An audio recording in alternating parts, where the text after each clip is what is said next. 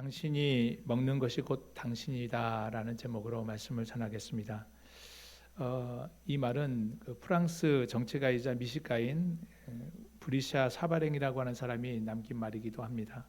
그는 1825년 인류 식생활사를 총괄하고 미식에 얽힌 자신의 다양한 경험과 또 삶을 성찰해서 정리해서 미식 예찬이라고 하는 이 책을 출판했는데 200년이 지난 지금도 서양 미식의 담론서로서 전 세계에 잘 알려져 있는 책입니다.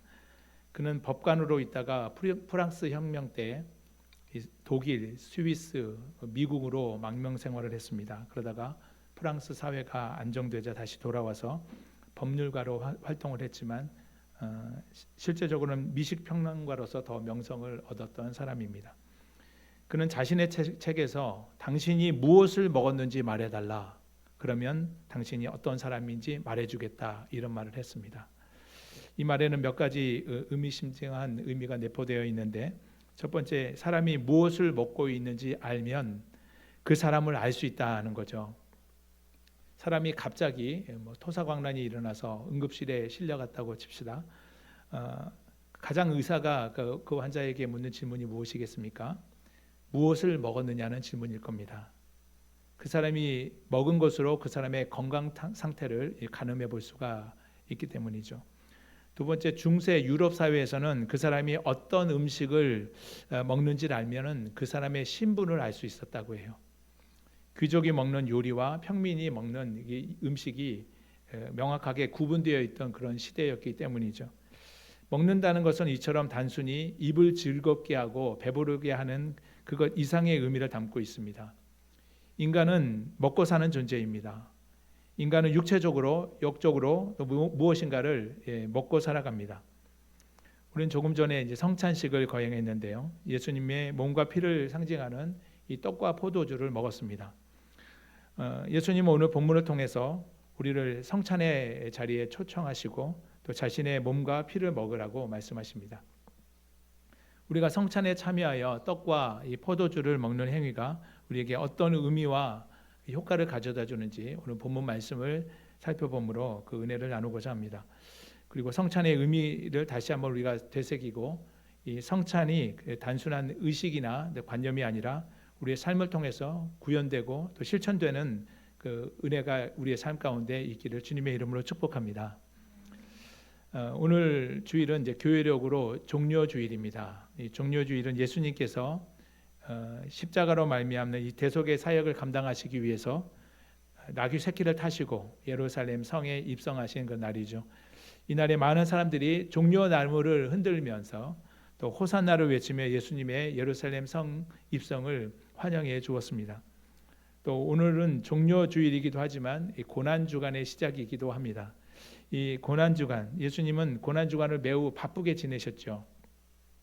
먼저 고난주간 첫날 종려주일, 이날 예루살렘 성에 입성하셨고, 다음 날인 월요일에 예수님은 성전에 들어가셔서 성전 안에서 이 돈 바꾸는 자의 상, 또 매매하는 자들의 의자를 다 엎으시고 내어 쫓으심으로 성전을 청결하게 하셨습니다.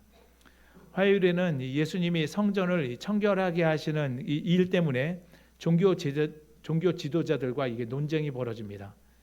이 종교 지도자들은 예수님이 행하신 이 일이 자신들의 이권 사업에 타격을 주고 또 자신들의 이 권위에 도전하는 일로 간주하여 이 일을 계기로 예수님을 죽일 계획을 세우게 됩니다. 또 수요일에는 한 여자가 값비싼 향유 옥합을 깨뜨려서 예수님의 몸에 부음으로 장례를 준비하는 그런 일이 있었습니다. 이때 이 모습을 가룟 유다가 바라보면서 매우 못마땅하게 여겼죠. 그러면서 그때부터 예수님을 배신하고 예수님을 종교 지도자들에게 넘겨줄 생각을 하게 됩니다. 목요일에는 예수님의 제자들과 함께 이와 같이 이제 유월절 식사를 통해서 마지막 만찬을 나누십니다. 예수님은 제자들과 이게 마지막 식사를 하시면서 유월절을 기념하는 이 법을 그의 실체이신 자신의 십자가의 죽음과 구속을 기념하는 이 성만찬의 법으로 새롭게 바꾸어 제정하십니다. 예수님의 고난주간에 제자들과 함께 행하신 이 만찬은 오늘 우리가 행한 이 성찬식의 이 출발점이 되었습니다. 성찬식은 예수님이 직접 제정하신 것으로서 세례와 더불어 이 기독교 공동체가 시행하는 대표적인 성례 중에 하나입니다. 이 성례하는 것은 성례는 성찬과 세례를 가리켜 말하는 것인데 이 비가시적인 하나님의 은총을 이 가시적인 매체를 통해서 전달하는 기독교 의식입니다. 좀 어렵죠? 쉽게 말하면 우리가 시행하는 이 성찬, 이 보이지 않는 하나님의 은총이 이 보이는 매체, 이 떡과 이 포도주를 먹고 마시는 그 경험을 통해서 그 의미와 효과가 우리 가운데 전달된다 하는 것이죠. 그 세 번 또 이제 세례, 성례가 성찬이 그렇고 세례는 온 몸을 이렇게 물에 담그거나 아니면 그 물을 머리에 찍어 붓는 그런 경험을 통해서 그 의미와 효과가 우리 몸에 전달되게 되는 것입니다. 오늘날 우리가 행하는 이 성찬과 이 세례는 이 단순한 의식일 뿐만 아니라 의식에 그치는 것이 아니라 하나님의 은혜가 우리의 신체 감각을 통해서 느껴지도록 전달되고 경험되는 하나의 방편이 되는 것입니다. 그렇다면 이렇게 경험하는 성례는 우리에게 어떤 의미와 효과를 가져다 주는 것일까요? 이 종교개혁자 칼빈은 이렇게 말했습니다. 성찬은 우리가 그리스도 안에서 구속되었음을 증명한다. 우리의 구원을 증명해 주는 것이다. 그리고 세례는 그리스도 안에서 우리가 우리의 죄가 씻김을 받고 깨끗하게 되었음을 증명해 준다. 죄사함을 증명해 준다라고 말했습니다. 하나님께서 당신의 자녀들에게 은혜의 방편으로 또는 은혜를 공급하시는 이 통로로서 사용하시는 것은 말씀입니다. 이 시간에도 말씀이 선포되고 있고 또 성례이죠. 거기에 하나 더 붙인다면 이 기도가 될 것입니다. 기도는 하나님과 소통하는 수단이 되고 또 은혜를 받는 중요한 통로가 되기 때문입니다. 우리는 매주 예배를 통해서 말씀의 은혜를 받고 또 기도로 하나님의 뜻을 구하며 또 응답의 은총을 경험하게 되죠. 그리고 성례에 참여함으로 보이는 이 매체를 통해서 하나님의 은혜를 경험하게 됩니다. 그러므로 우리 모두는 하나님께서 우리에게 은혜의 통로로 허락하신 이 말씀과 성례를 더욱더 사모하고 또 기도에 전심전력함으로 하나님의 은혜 안에 충만해 거하는 저와 여러분의 복된 삶이 되시기를 주님의 이름으로 축복합니다. 오늘 본문에 나타난 이 성찬의 이 장면을 통해서 예수님께서 우리에게 말씀하시고자 하는 바가 무엇인지를 우리가 살펴보기를 원합니다. 오늘 본문 14절을 보겠습니다. 때가 이름에 예수께서 제자들과 함께 앉으사 그랬습니다. 여기서 때가 이름에라는 말은 마지막 만찬을 시작할 때가 다가왔다 하는 뜻입니다.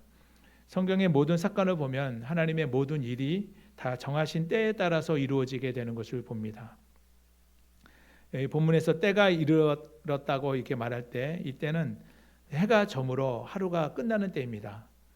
그래 다시 말해서 유월절이 시작되는 그런 시점이죠. 우리의 날짜 개념을 보면 이 자정이 되면 하루가 끝나고 새로운 하루가 시작되지만 유대인들의 시간의 개념을 보면 해가 저물 때가 하루가 끝나고 저녁이 되면 하루가 시작되는 그런 개념입니다. 예수님의 제자들과 함께 유월절 만찬을 시작하실 때는 그 유대력으로 니산월입니다. 니산월은 오늘 우리가 보는 이 그레고리력, 우리의 태양력으로 보면 3월이나 4월에 해당합니다. 그러니까 계절적으로 지금 우리 시기와 딱 맞는 그런 시기인 거죠. 예수님은 제자들과 마지막 만찬을 준비하기 위해서 그 마지막 만찬이 준비된 이 다락방에 이제 앉으셨습니다. 예수님께서 제자들과 마지막 만찬을 나누시는 그런 장면 혹시 상상해 보셨습니까? 또 그런 그림을 그린 또 그림도 한번 보셨을 텐데 한번 보실까요? 레오나르도 다빈치가 예수님의 최후의 만찬 이 장면을 이렇게 상상해서 그린 이 최후의 만찬이라는 작품입니다. 예수님이 그 식탁 중앙에 이렇게 정중앙에 앉아 계시고 제자들이 좌우에 앉아 있는 모습이죠. 근데 이 그림은 그 유대인의 그 전통 식사법을 잘 이해하지 못한 그림입니다. 원래 유대인들의 식탁은 이 디귿자 모양의 좌식 테이블로 되어 있습니다. 이 그림에서 보시는 바와 같이 디귿자 모양의 좌식 테이블로 되어 있고 의자에 이렇게 앉아 있는 것이 아니라 매트를 깔고 왼쪽 팔꿈치를 이렇게 쿠션을 이렇게 대고 비스듬히 누워서 이렇게 식사하는 그런 형태를 취하고 있습니다. 그리고 이제 자리의 상석은 이 식탁의 중앙이 아니라 여러분이 보실 때에 왼쪽 두 번째 자리가 가장 상석입니다.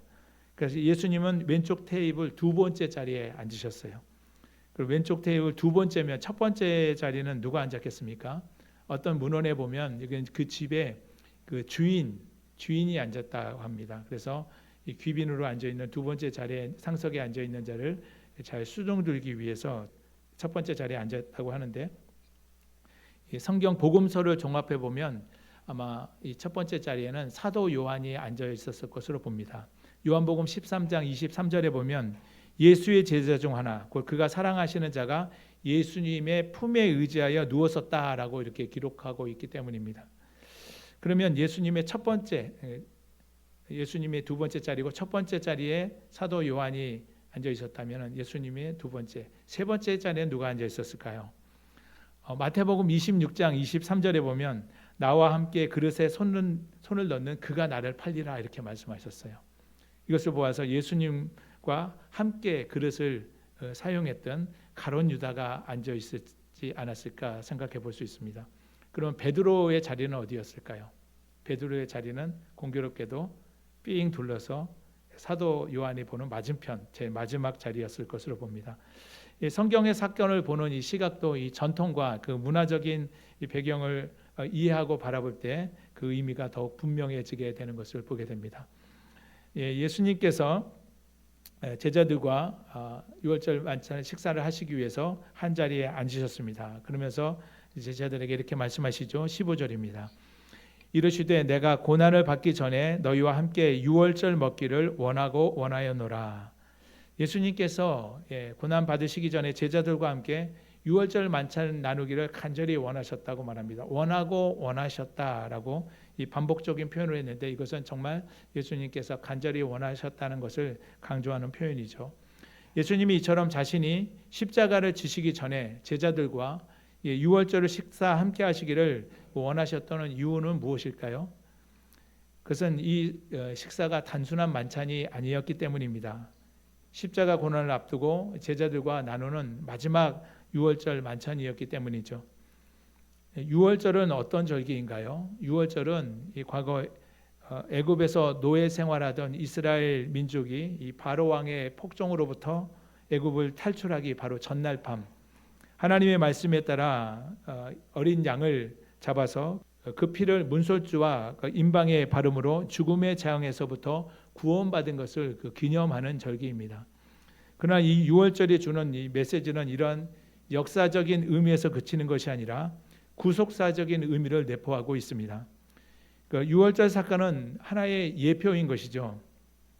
과거의 유월절 사건은 실제 유월절 어린 양으로 오셔서 십자가에서 희생 제물이 되신 예수 그리스도의 구원 사역에 대한 하나의 그림자인 것입니다. 예수님은 과거 유월절이 이스라엘의 해방을 가져다 주었던 것처럼 이제 자신이 유월절 어린 양으로서 십자가의 제물이 되심으로써 모든 인류에게 구원을 주시는 그 중심에 서 계신 것입니다. 과거 출애굽 사건 때 있었던 유월절 사건은 어린 양의 피를 이렇게 문설주와 임방의 바름으로 말미암아 구원을 얻게 되었는데 바로 이 예수 그리스도의 희생과 십자가의 보혈을 통해서 구원을 예표하는 하나의 사건이 되는 것입니다.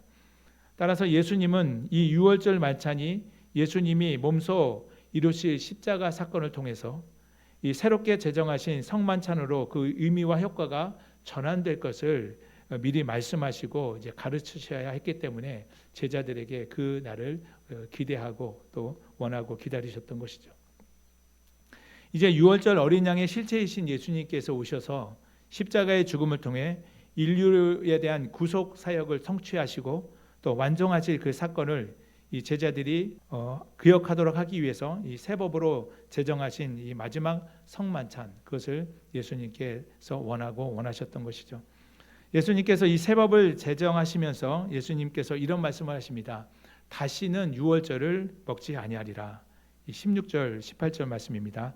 내가 너희에게 이르노니 이 유월절이 하나님의 나라에서 이루어지기까지 다시 먹지 아니하리라 하시고, 18절에서 내가 너희에게 이르노니 내가 이제부터 하나님의 나라가 임할 때까지 포도나무에서 난 것을 다시 마시지 아니하리라 하시고, 이 16절과 18절 말씀이 이 비슷한 구조로 되어 있는 것을 볼 수 있는데, 유월절이 하나님의 나라에서 이루어지기까지 다시는 먹지 않을 것이다. 또 하나님 나라가 임할 때까지 포도나무에서 난 것을 내가 다시 먹지 않을 것이다, 이렇게 말씀하셨습니다. 예수님이 이 말씀하신 것은 몇 가지 의미가 있는데요. 먼저 강조되는 단어는 이 두 말씀 구절에서 강조되는 단어는 하나님의 나라입니다. 하나님의 나라를 암시하시는 것인데, 과거 출애굽을 통해서 이스라엘 민족이 구원을 기념하는 이 유월절 만찬이 이제 곧 예수 그리스도께서 십자가의 희생과 죽음을 통해서 제정하실 이 구속을 기념하는 성만찬으로 연결되는 것이죠. 그리고 마지막에 예수님께서 다시 재림의 주님으로 이 땅에 오셔서 온전한 구원을 완성하시고, 또 완성하실 때 하나님 나라에서 이루어질 이 어린 양의 혼인 잔치를 암시해 주고 있는 것입니다. 그러니까 유월절 이 식사가 성만찬으로, 또 하나님 나라가 도래했을 때 어린 양의 혼인 잔치로 연결될 것을 암시해 주고 있는 것이죠. 지금까지 유대인들이 출애굽의 경험을 통해서 지켜온 이 유월절 만찬은 예수 그리스도께서 십자가에서 몸을 찢기시고 또 피를 흘리시고 죽으시는 십자가 사건을 기념하는 성만찬으로 연결되고, 또 장차 주님께서 이 땅에 오셔서 하나님의 나라에서 어린 양이시고 또 신랑 되신 예수님께서 이루실 그 혼인잔치의 만찬으로 완성될 것을 염두에 두고 말씀하신 것입니다. 예수님이 유월절을 먹지 않으시겠다고 하신 또 말씀을 우리 또 세 가지로 또 정리해 볼 수가 있는데요. 첫 번째는 예수님께서 이제 십자가에 달려 죽으실 것이기 때문에 다시는 유월절을 지키실 수가 없는 것이죠. 두 번째는 그 유대인에게만 국한되어 있는 이 유월절 식사, 유월절의 어떤 상징적인 의미가 폐지되고 유대인을 넘어서 이방의 이제 성찬으로 이렇게 확대될 것을 내다보셨기 때문에 이 말씀하신 것입니다. 또 세 번째, 다시 유월절을 먹지 않겠다고 말씀하신 세 번째 이유는 궁극적으로 하나님 나라에서 어린 양의 혼인 잔치의 만찬으로 연결될 것이기 때문에 다시는 유월절을 또 지킬 필요가 없는 것이죠. 그런데도 지금 유월절을 꼭 지켜야 한다고 주장하는 이단 사이비 종파들이 있습니다. 우리는 오늘 성찬을 기념하면서 현재에 부어주시는 그 은혜뿐만 아니라 장차 도래할 어린 양의 혼인잔치에서 누릴 영광을 바라보며 감격과 소망 가운데 이 성찬을 맞이하는 자들이 되어야 할 것입니다. 이것이 바로 예수님이 새 언약으로 새롭게 제정하시고 제자들에게 말씀해 주신 성만찬의 참된 의미가 되는 것입니다. 또 본문 17절, 19절 보시면 예수님이 새롭게 제정해 주신 이 성만찬을 시작하시면서 하신 말씀이 나옵니다. 이에 잔을 받으사 감사 기도하시고 이르시되 이것을 갖다 너희끼리 나누라. 또 19절에 또 떡을 가져 감사 기도하시고 떼어 그들에게 주시며 이르시되 이것은 너희를 위하여 주는 내 몸이라. 너희가 이를 행하여 나를 기념하라 하시고, 예수님의 성만찬 제정을 이렇게 기록할 때 마태와 마가는 이 떡을 먼저 떼는 장면을 기록했는데 누가는 잔을 먼저 드시는 모습으로 기록하고 있습니다. 잔을 들고 감사 기도하셨습니다. 그리고 잔을 나눠주시면서 너희끼리 서로 나누어 마시라 이렇게 말씀하셨어요. 너희끼리 나누라 말은 이 차례대로 나누어 마시라는 뜻입니다. 오늘 우리가 성찬식에서 각 잔에 담긴 이게 포도주를 마셨지만 예수님 시대에는 아마 큰 한 잔에 담긴 포도주를 차례대로 돌아가면서 그런 마시는 방법을 취했던 것으로 전해집니다. 또 19절에서 예수님은 이 떡을 들고 감사 기도하시고 떼어서 이제 제자들에게 주시면서 이것은 내가 너희를 위하여 주는 내 몸이다. 이것을 행하여 지켜 나를 기념하라, 기억하라 이렇게 말씀하십니다. 그리고 20절에서 예수님은 자신의 몸을 의미하는 이 떡을 떼어 주시고 또 잔도 주시면서 자신의 살과 피로 세운 새 언약을 꼭 기억할 것을 이게 당부하셨습니다. 20절 말씀입니다. 저녁 먹은 후에 잔도 그와 같이 하여 이르시되 이 잔은 내 피로 세우는 새 언약이니 곧 너희를 위하여 붓는 것이라. 이것을 보면 성찬이 단순히 예수님이 우리를 위해서 담당하신 그 고난과 죽음을 잊지 않고 기억하게 하시는 것, 그 이상의 의미가 있는 것을 알게 됩니다. 성찬은 예수님의 피와 살을 내 몸과 내 영혼에 채움으로써 예수님의 존재와 연합하는 것을 의미합니다. 과거 교회사에서 이 성찬식에 대해서 이 떡과 포도주를 먹는 일에 대해서 이 다양한 그 이해와 견해들이 있었습니다. 로마 카톨릭에서는 성찬식에 사용되는 이 떡과 포도주가 바로 실제로 예수님의 살과 피로 변한다. 그래서 화채설을 주장을 했어요.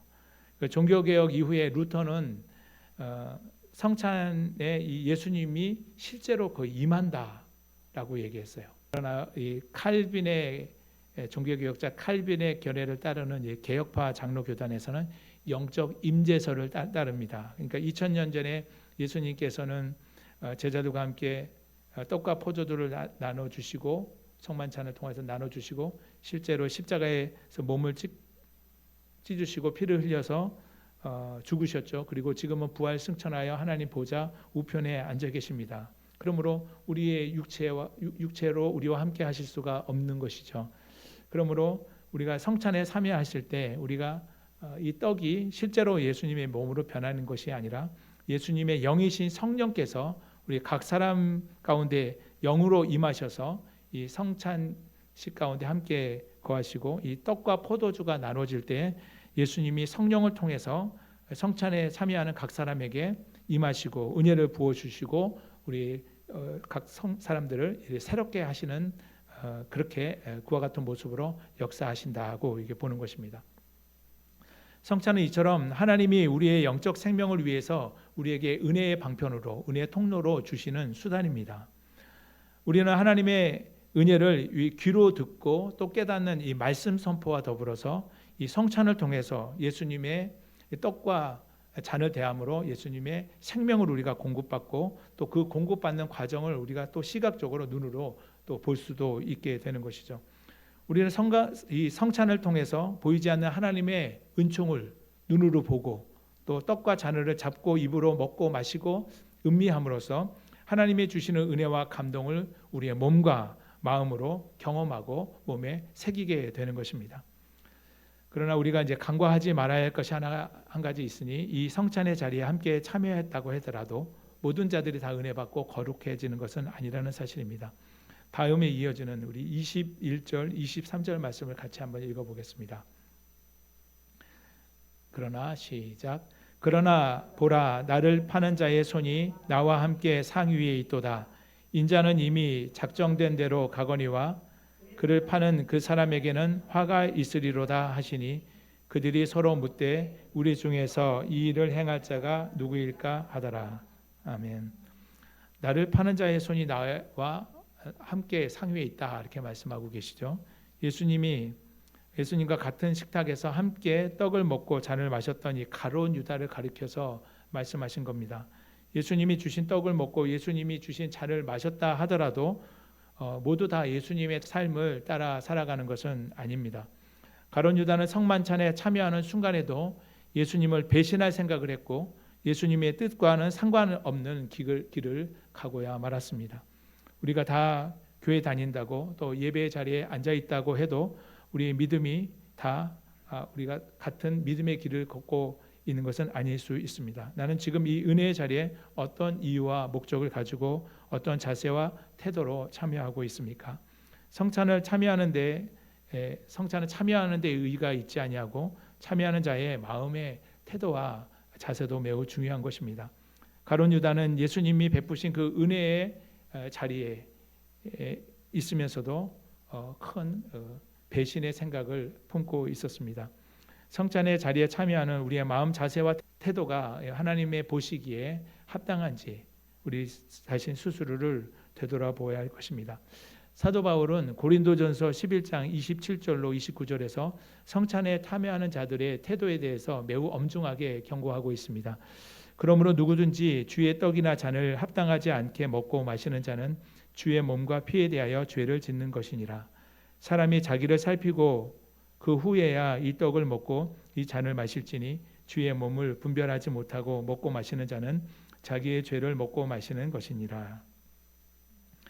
오늘 우리는 하나님의 은혜의 방편, 이 통로로서 이 성찬의 떡과 잔을 나눔으로 예수님의 피와 살을 먹고 마셨습니다.